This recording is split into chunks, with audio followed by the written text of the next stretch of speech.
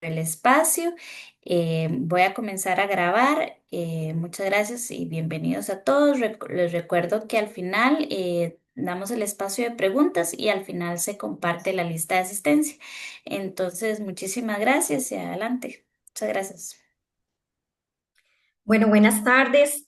Yo soy María Julia Alvarado, soy trabajadora social en el área de salud de Carmen Montes de Oca y me pidieron que impartiera el tema de salud financiera, que es un taller que también doy de forma presencial. Acá son como una pincelada, digamos, de algunos de los temas, porque en realidad es un taller de varios días, ¿verdad? Entonces vamos a por lo menos a lo básico, a los conceptos básicos.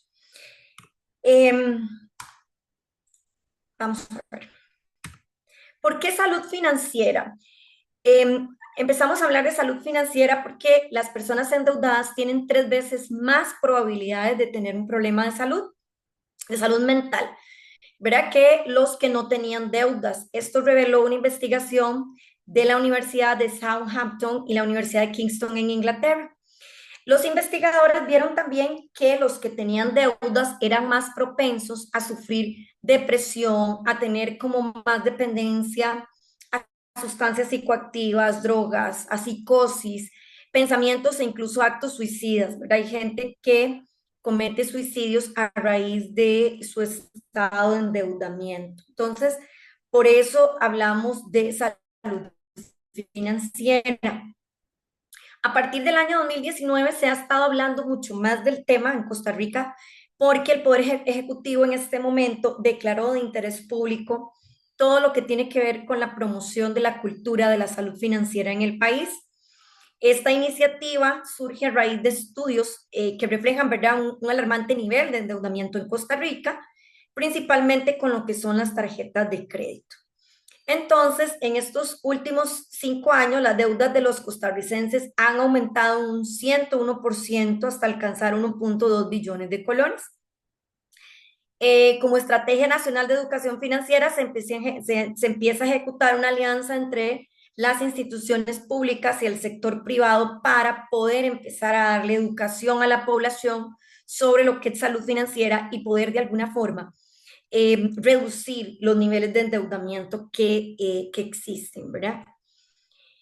¿Qué es lo que pasa en Costa Rica? Bueno, es el tercer país más endeudado, ¿verdad?, de Latinoamérica, ticos con más deudas. Y el impacto del COVID, pues después de la pandemia, hubo un aumento de morosidad, obviamente, porque las condiciones laborales cambiaron y y pues entonces se determina aún más que se requiere de mayor educación financiera, ¿verdad? Que la pandemia vino a generar un problema mayor del que ya se tenía. ¿Cómo impactó la pandemia? Bueno, un poco las personas que no le afectaron las pandemias, ¿verdad? Que mantienen un endeudamiento manejable. Y las personas que sí, que son 2 de cada 10 que están sobreendeudadas con más del 60% de sus ingresos, esto en el 2020.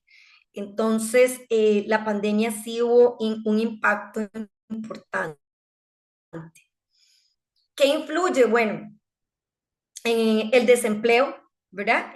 Cuando no hay trabajo, las personas empiezan a endeudarse con tarjetas de crédito para poder satisfacer necesidades básicas.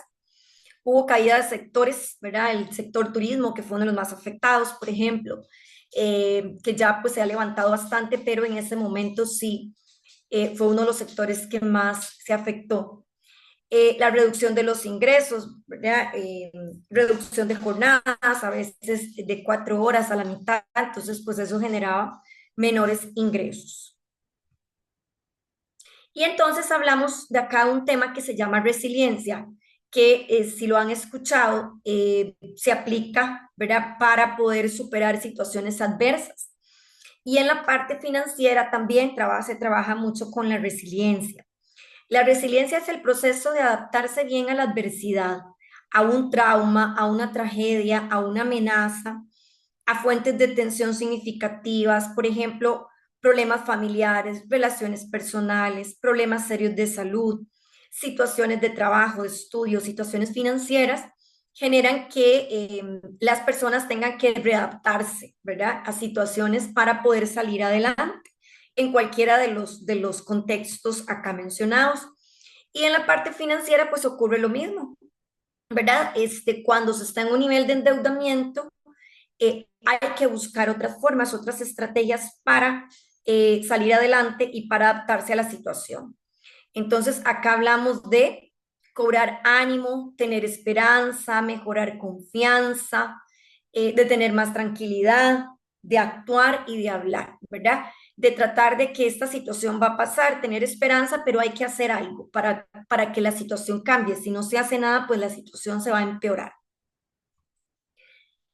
Y en la parte financiera es muy importante cuando las personas empiezan a hacer ese análisis de sus finanzas personales, revisar qué es la cultura en la que estamos, ¿verdad? Si es una cultura de adquirir, de comprar, ¿verdad?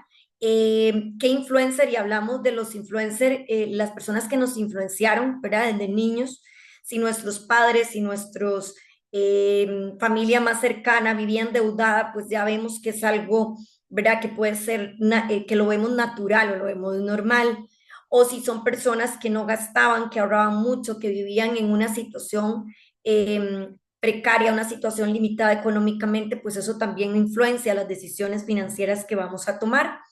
Entonces hay que revisar cuáles son las personas que influencian las decisiones que hoy en día estamos tomando.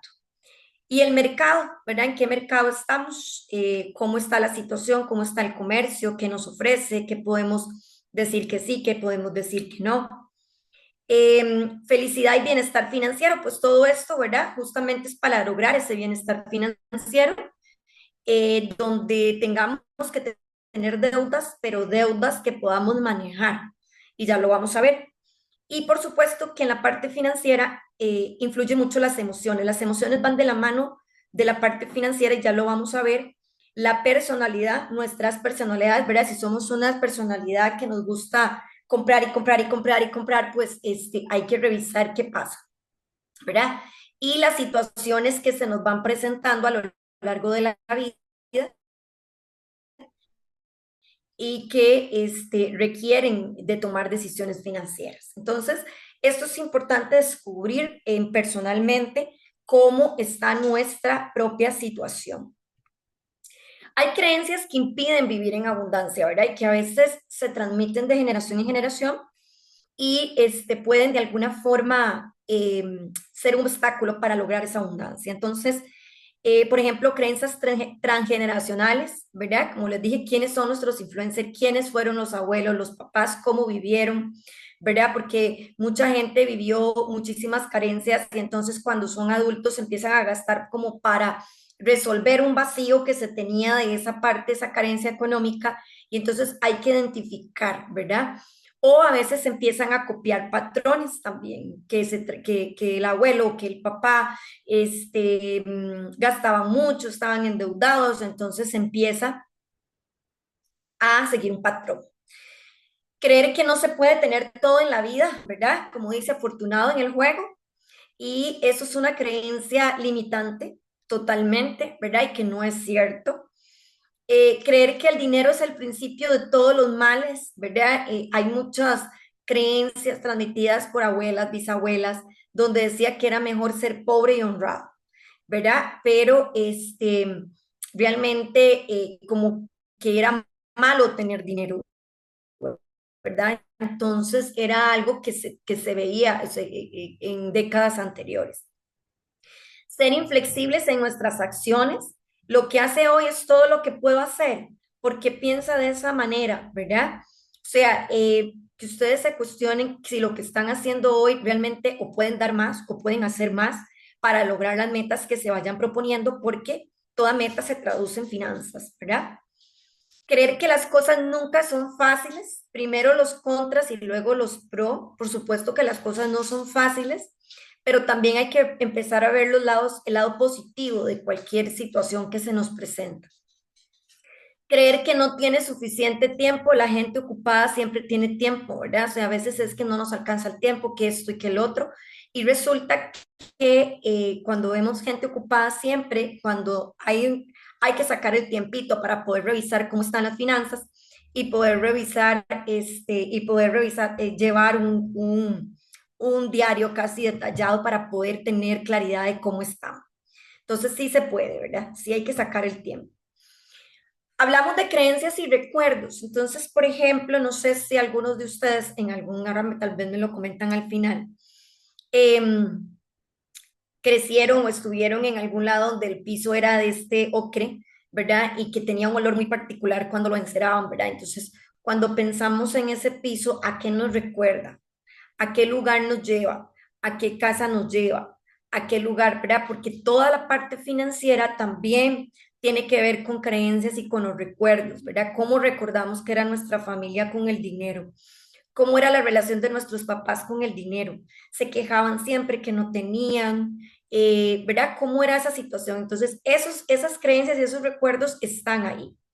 ¿Verdad? ¿Cómo era el manejo del dinero en nuestra familia? Entonces vemos, por ejemplo, ese piso, vemos el pan, tal vez que cuando nos llega un olor, nos transmite, nos lleva a algún lugar específico, ¿verdad? De la abuela o alguien que horneaba pan. El betún, ¿verdad? Si en algún momento embetunaron zapatos, ¿a dónde nos lleva también ese olor? O sea, hay olores que nos llevan a ciertas situaciones en la vida. Igualmente, la parte, como les digo, financiera. ¿A qué huelen esos recuerdos? ¿A qué nos recuerda cómo manejaba nuestra familia el dinero cuando crecíamos, cuando éramos adolescentes? ¿Cómo era la relación con el dinero? Porque eso de alguna manera determina muchas de las decisiones que estemos tomando. Y yo hablaba ahora de que las finanzas tienen una relación con las emociones, ¿verdad? Muy, muy particular. ¿Por qué? Porque nuestras decisiones financieras son racionales o son emocionales, ¿verdad? Y hay que ver si realmente cada decisión que tomamos la pensamos o realmente la sentimos y nos vamos de una vez con lo que sentimos.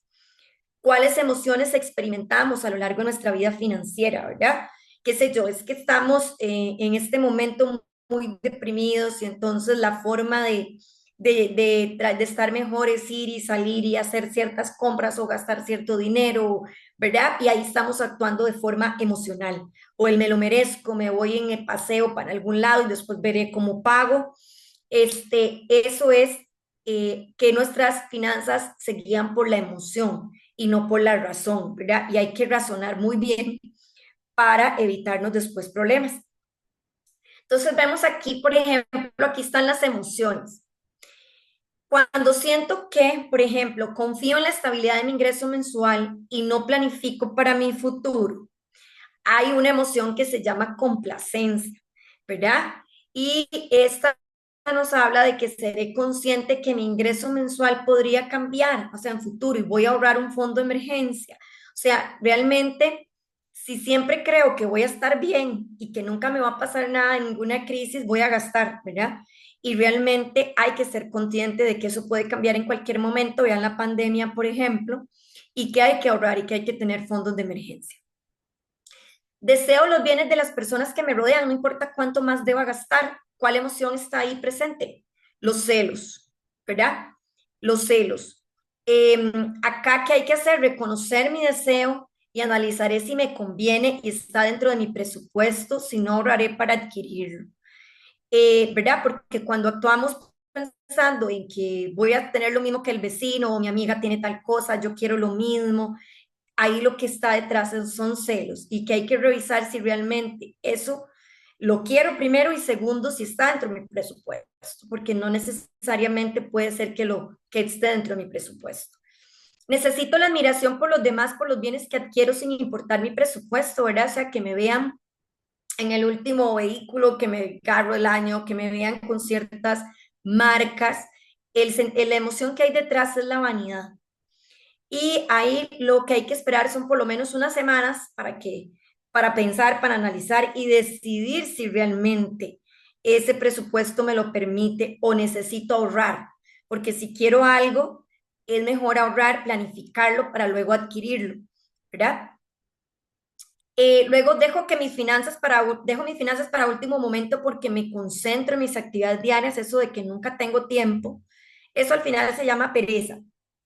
Y acá hay que actuar y decir, no, voy a controlar mis finanzas como parte de mis actividades diarias y voy a revisarlas a final de mes, llevar un diario al fin del mes, ¿verdad? Y saber en qué gasté, dónde se me fue el dinero, dónde puedo ahorrar, eh, exactamente cuáles son mis gastos, mis ingresos, pero tengo que hacerlo mes a mes. Hay gente que me dice, no, es que hay que pereza estar llenando eso, es que qué pereza. Al final es pereza, ¿verdad? Y con la pereza, pues difícilmente van a poder llevar un orden en la parte financiera.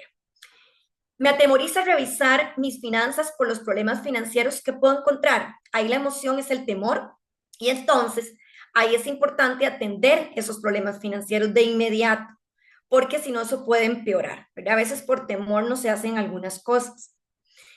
Me angustia administrar mis problemas financieros porque no sé cómo hacerlo. Ya mucha gente es que hay desconocimiento, no sé cómo hacerlo. Entonces hay que buscar herramientas, hay que buscar gente que nos oriente para que nos ayuden a ordenar esas finanzas y poder poner en orden las cosas. Me resiento conmigo por no poder resolver mis problemas financieros y le echo la culpa a los demás. La emoción que hay ahí es resentimiento. Me haré responsable de mis finanzas, ya que solo depende de los cambios que yo pueda hacer, ¿verdad? Y esta es entonces cómo me siento, cuál es la emoción que está detrás y entonces lo que tengo que hacer. Una vez que identifico que esta emoción es la que me está llevando a adquirir o a comprar cosas que eventualmente no necesito. Y aquí entramos en un tema que se llama proyecto de vida, ¿verdad? Justamente para ver qué es exactamente lo que yo necesito, lo que yo quiero, mis deseos, mis sueños, y cómo traducir esto en dinero, ¿verdad? Porque todo proyecto de vida tiene que tener un presupuesto. Entonces, el proyecto de vida es un plan que va a orientar nuestras decisiones, acciones, a partir de objetivos y metas en corto, mediano y largo plazo. La construcción de ese proyecto parte de nuestra visión de mundo, de nuestros valores, ¿verdad? Mi proyecto de vida nunca va a ser igual al de los demás, porque cada uno tiene metas distintas, un proyecto, metas, valores distintos, y toma en cuenta pues aspectos físicos, emocionales, sociales y espirituales. ¿Por qué un proyecto de vida es importante? Porque da sentido a la vida, ¿verdad? Cuando tenemos metas y sueños por cumplir, eso nos da sentido para seguir adelante. Nos ayuda a priorizar, a saber exactamente dentro de todo lo que yo quiero, el orden que lleva esas metas, ¿verdad? En orden. ¿Cuál va a ser la primera a alcanzar? ¿Cuál va a ser la segunda a alcanzar? ¿Cuál va a ser la tercera a alcanzar? ¿Verdad? Porque no todo se puede al mismo tiempo. Cumplir nuestros sueños y metas, justamente nuestro proyecto de vida nos lleva a eso, a tener una capacidad de análisis para saber qué es lo que yo quiero, quién soy yo y qué quiero, ¿verdad? Que a veces ni siquiera sabemos qué es lo que queremos. Y afrontar los cambios imprevistos, ¿verdad? Cuando hay cosas que pueden llegar a pasar, justamente, esos imprevistos, es bueno pues tenerlos de previo, por lo menos los riesgos y las situaciones que pueden llegar a pasar, que eventualmente no pueda llegar a cumplir ese sueño en el plazo tal vez que me propuse. Luego el proyecto de vida cambia, ¿verdad? No es lo mismo que yo me propongo a los 20, que a los 30, que a los 40, que a los 50, ¿verdad? Eso va cambiando. El proyecto de vida no es lineal, es totalmente en movimiento y está en constante cambio. ¿Cómo lo puedo hacer sostenible? Bueno, si yo tengo metas, hay que definir bien las fechas, ¿verdad? Ponerle fecha a esas metas. O sea que si yo quiero sacar una maestría, por ejemplo, ¿en qué momento, cuándo la voy a empezar y cuándo está en mi plan terminarla? ¿Cuáles son las estrategias que tengo que hacer? ¿Ok? Para poder lograrla. Si tengo que hacer un examen de admisión, si tengo que manejar idiomas, si tengo que ciertos requisitos que me piden, pues hay que saber cuáles son para empezar a trabajar ya en eso. ¿Qué tengo que hacer? Pues ahorrar, ¿verdad? Invertir. Si esa maestría me cuesta tanto, tal vez me dan una beca de tanto, pero tengo que pagar tanto, ok, eso al final se traduce en dinero. Y evaluar y revisar si ese proyecto efectivamente se está cumpliendo o es algo que quiero o es algo que ya quería pero que ya no quiero, ¿verdad? Que eso puede pasar, que en un momento dado quiero algo y después ya no lo quiero. Y ya lo desecho y digo, esto ya no, por ahí no voy, ahora me interesa esto otro. Entonces, por eso les digo que el proyecto de vida va en constante cambio y que cualquier meta que ustedes se propongan tiene que llevar dinero.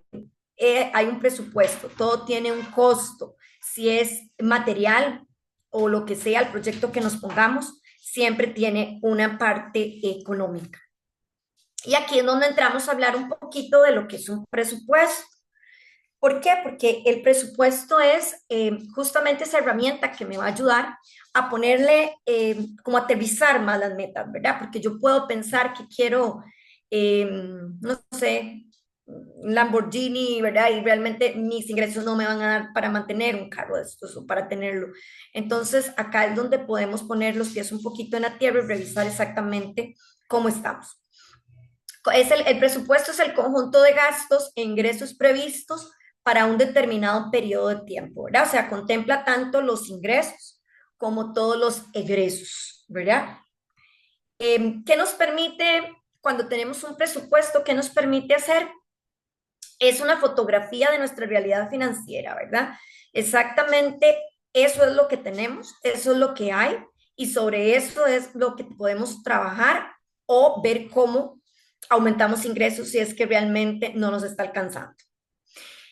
Evaluar si nuestras fuentes de ingresos son suficientes, ¿verdad? A eso me refiero, si lo que nos está entrando es suficiente o necesito buscar hacer un emprendimiento o necesito buscar otra fuente de ingreso porque lo que tengo no me está alcanzando, no estoy cumpliendo con mis sueños, con mis metas. Ahí es donde hay que empezar a revisar entonces por dónde puedo diversificar esos ingresos y no poner todos los huevos en la misma canasta, ¿verdad?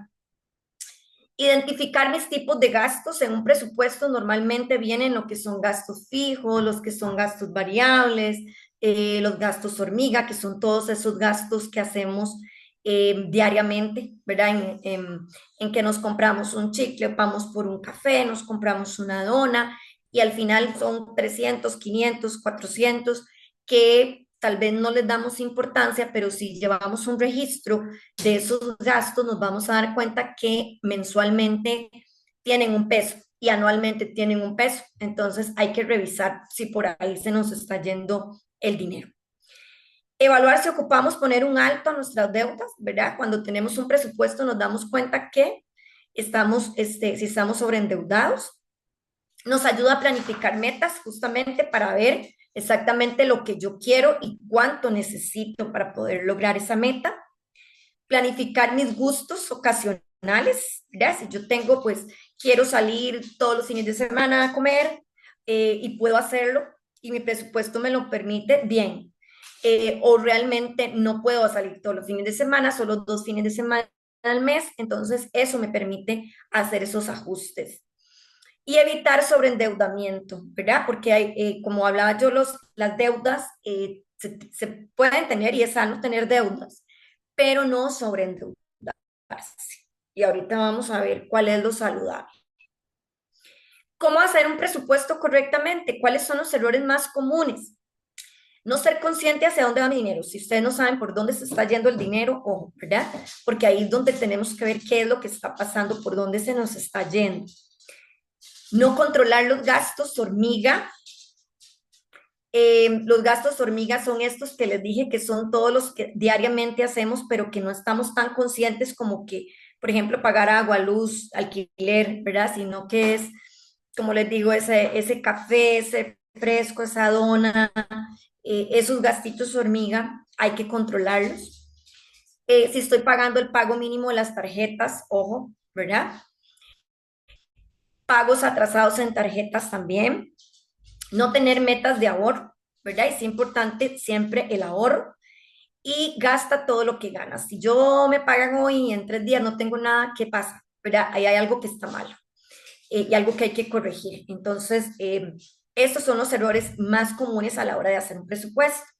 Y este es el orden de gastos que se recomienda tener. Entonces, se habla de que las rebajas de la ley, ¿verdad? Ya una vez que tengamos el ingreso bruto. A ese le hacemos todas las rebajas de ley, lo que es para todos los que trabajan, ¿verdad? Los gastos de la caja, impuestos, en fin, todos esos gastos de ley, y ya nos queda lo que es el ingreso neto. Sobre ese ingreso neto, se recomienda un ahorro del 10 al 20%.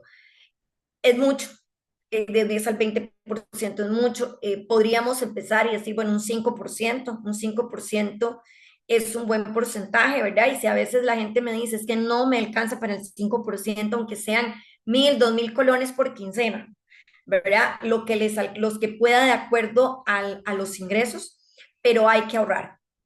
Se recomienda entre un 10 al 20%, es un poco alto, me parece, pero con un 5%, entre un 5 y un 10 estaría bien.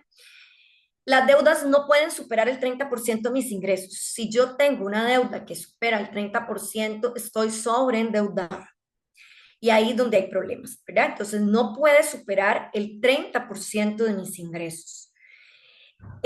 Los gastos necesarios pueden ser el 40% y en esto centramos a hablar de lo que es agua, luz, alquiler, transporte, ¿verdad? Comida, eh, todo lo que son necesidades básicas, ¿verdad? De los gastos que son fijos y necesarios. Y otros gastos un 10, en esos otros podemos meter esas salidas de los fines de semana, esos gustitos que me quiero dar, o que de pronto me quiero comprar algo por ahí que me gustó. Debería ser un 10% del ingreso, no más de eso. Y siguiendo un poco este porcentaje de gastos, podríamos hablar de que tenemos una salud financiera. Y por eso la importancia del ahorro que por acá está. ¿Por qué el ahorro? Porque nos permite ver imprevistos, ¿verdad? Hacer frente a imprevistos, una emergencia, sin necesidad de que tengamos que afectar el presupuesto familiar o recortar gastos de básicos porque no teníamos cómo cubrir esa emergencia que ocurre, ¿verdad? Una situación de salud, alguna situación en la casa, se rompió una tubería y eso sí o sí hay que arreglarlo ya, pero entonces voy a agarrar la plata de la comida para pagar ahí porque no tengo un ahorro de emergencia. Entonces, es importante siempre tener para imprevistos. Para gustos y deseos, lo que les digo un poco el proyecto de vida, ¿verdad? Para consumir con libertad lo que me gusta, sin necesidad de estar endeudada, como alcanzar mis metas, que si quiero comprarme algo, que si quiero hacer un viaje, que si quiero en mi proyecto de vida decir, bueno, voy a pagar, quiero una maestría, quiero hacer algo así, pues que eso me permita poder pagarla de esa forma y no endeudando. Y seguridad financiera, ¿verdad? Me permite tener estabilidad en el corto, mediano y largo plazo y aumentar el patrimonio, ¿verdad? Un poco lo que vayamos, los bienes que vayamos adquiriendo. Entonces, el ahorro es muy, muy importante y por eso, pues, si se puede lograr el 10% bien, si no el 5% y si no, por lo menos los 2,000, los 3,000 colones que podamos ahí por quincena o por mes, pues, ya empezamos con algo y eso es importante. En un plan de ahorros, las metas y el proyecto de vida que les hablaba, es importante escribirlas, ¿verdad? Escribirlas, porque si no se escriben, queda como en una nebulosa y al final no las aterrizamos. Entonces, escribir la meta o el sueño que yo tengo, poner la fecha en que quiero alcanzar esa meta, decir, bueno, la quiero alcanzar para noviembre del 2027, ¿verdad? Ese es el plazo que quiero lograr. ¿Cuánto me cuesta? ¿Cuánto es el monto total de lo que me cuesta esa meta? ¿Verdad? Si estamos hablando, bueno, esa meta me cuesta 3 millones de colones, ¿ok? Si yo la quiero lograr en noviembre del 2027, tengo que dividir esos 3 millones entre los meses que faltan para llegar a noviembre del 2027 y decir, ok, eso significa que por mes tengo que ahorrar tanto. Si no puedo ahorrar eso, voy a tener que correr la fecha y decir, ya no la voy a hacer en noviembre del 2027, sino que la voy a tener que aplazarla para noviembre del 2028 para poder tener el dinero que necesito. ¿A dónde lo voy a ahorrar? ¿Verdad? ¿En cuál entidad financiera? Porque también. ¿Y cuántos intereses me van a dar por ese ahorro? ¿Verdad? Hay que revisar porque a veces los intereses son muy bajitos o si los metemos a plazo fijo, ¿verdad? Donde podamos pues tener el dinero y que nos esté generando pues algo de interés. Y con esta tabla, así se desglosan todas las metas, todos los sueños y se trabaja de esa forma y es más fácil poder ir revisando ese proyecto de vida o tal vez esa meta cambió, algo pasó, ya no voy a poder hacerla en este momento, pero ahora tengo esta otra cosa. Y me permite pues ir alcanzándolas un poquito más. Recomendaciones acá, pues usar una herramienta de presupuesto, ¿verdad? Una plantilla de presupuesto, guardar los archivos de ese presupuesto en una carpeta. Hay gente que le gusta llevar un cuaderno en físico, ir anotando, perfecto. Hay muchas herramientas ahora que pueden adquirir en la tienda por teléfonos, ¿verdad? Eh, y les permite llevar esos gastos ya de forma electrónica. Al finalizar el mes, revise si se cumplió ese presupuesto o una desviación. Si yo dije, bueno, voy a gastar tanto en el mes, tanto en comida, tanto en esto y se me fue más, ¿por qué fue que se me fue más? ¿Por dónde fue? Priorizar los gastos fijos y necesarios, ¿verdad? Todo lo que es necesario, que son necesidades básicas, y programar los gastos, ¿verdad? Saber que por mes tengo que tener A, B, C y D, porque fijo, todos los meses los tengo, ¿verdad? Guardar facturas y comprobantes, a veces votamos las cosas y a la hora vieras que sí. A veces hay entidades y con toda la tecnología y todo que pierden recibos, que pierden cosas y después les están cobrando doble o en las tarjetas de crédito. Entonces sí es importante guardar todas esas facturas o sus comprobantes de pago y revisar las desviaciones, ¿verdad? Por dónde se me están yendo, qué están causando que yo se me esté yendo el dinero por ese lado. Entonces, tenemos que el endeudamiento saludable es menos del 35%, un endeudamiento vulnerable es un 35 y un 60%, ya estamos en un endeudamiento vulnerable, ya un endeudamiento grave es entre un 60 y un 80%, y crítico ya es más de un 80%, ¿verdad? O sea, ya la persona que tiene más de un 80% de su ingreso endeudado ya pues sí es bastante grave y complicado revertir a veces esa situación. De acuerdo con nuestro nivel de endeudamiento, vamos a definir qué medidas se van a hacer. Pasar de un endeudamiento saludable a uno vulnerable, la línea es muy delgada y puede pasar en cualquier momento, entonces hay que tener claro, ojo con eso. Y diferencia entre endeudamiento y sobreendeudamiento, ¿verdad? Es bueno tener deudas saludables, pero cuando nos pasamos del 35% ya, no, ya deja de ser una deuda saludable. Conclusiones, un poco como para retomar algunas de las cosas que hablamos y por el tiempo. No excederse en los montos definidos en el presupuesto, ¿verdad? Si yo presupuesto esto por mes, tratar de cumplirlo mes a mes.